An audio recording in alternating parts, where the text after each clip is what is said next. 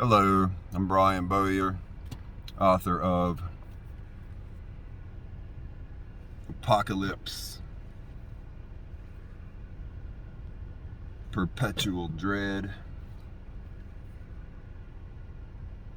Road Harvest, Sinister Mix, and several other books and novels. I write horror fiction mostly, and a question we horror writers get asked a lot is, what got you into horror? So I want to tell you a little story called What Got Me Into Horror. But first, I would like to thank Brad Proctor for inviting me to appear on his YouTube channel. So thank you, Brad Proctor, for inviting me to appear on your YouTube channel. Okay, what got me into horror?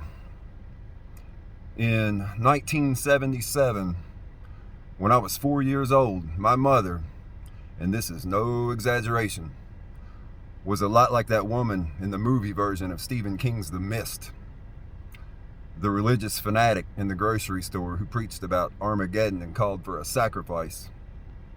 Except in 1977, my mom had all the fire of a 26-year-old, so I tried to stay out of the house as much as possible. Fortunately, I had a cousin who lived right across the street. He was 10 years older than me. His name was Donald. A few years later, after he joined the Avengers Motorcycle Club, everyone called him Duck. But at that time, he was still Donald. He was 14, too young to drive, but he often hung out in his father's garage tinkering with his dirt bikes. And I used to go over there and hang out just to get away from my mom and listen to Black Sabbath and Led Zeppelin, whom I loved, and Kiss and Pink Floyd, whom I did not.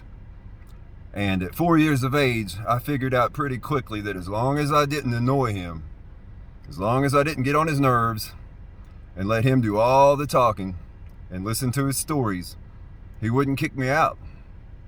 And I could just sit there and listen to Black Sabbath and Led Zeppelin, whom I loved, and Kiss and Pink Floyd, whom I did not. But even they were better than going home and listening to my mother preach about her Lord and personal Savior, Jesus Christ, 24/7. One day, Donald came over to the house and asked my mom if I could go to a movie with him. He said that his mother, my Aunt Lou, my dad's sister, would drive us to the theater, that there were no curse words in the movie, that it was rated PG, there was no nudity, and my mom was like, "What's the movie?" And he said, "It's this new sci-fi movie I've been wanting to see called Star Wars." And Mom was like, "Yeah, sure, Brian can go." And so my Aunt Lou drove us to the theater.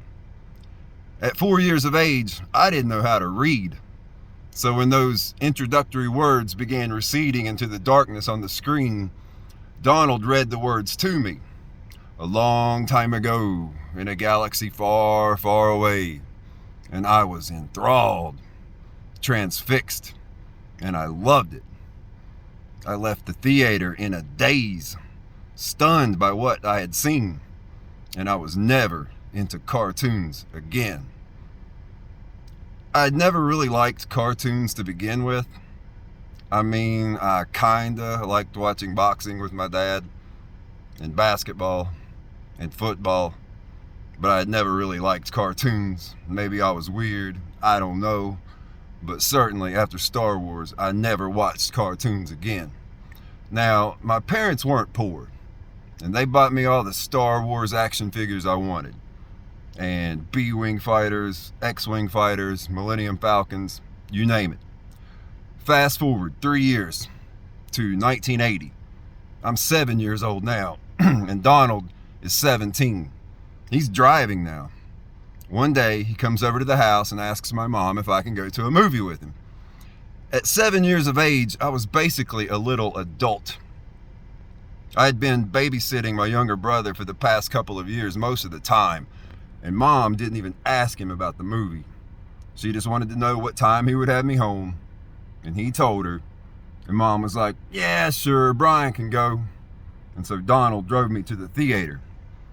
On the way there, I was like, "So what's this movie we're going to see anyway?" And he said, "It's this new horror movie I've been wanting to see called The Shining." Seeing The Shining in a theater on a big screen in 1980 when I was 7 years old remains to this day the single greatest cinematic experience of my life. It blew me away and I loved it. I left the theater in a daze, stunned by what I had seen, and I was never into Star Wars again. I've been a horror fan ever since. I'm Brian Bowyer. Thank you for listening to my story.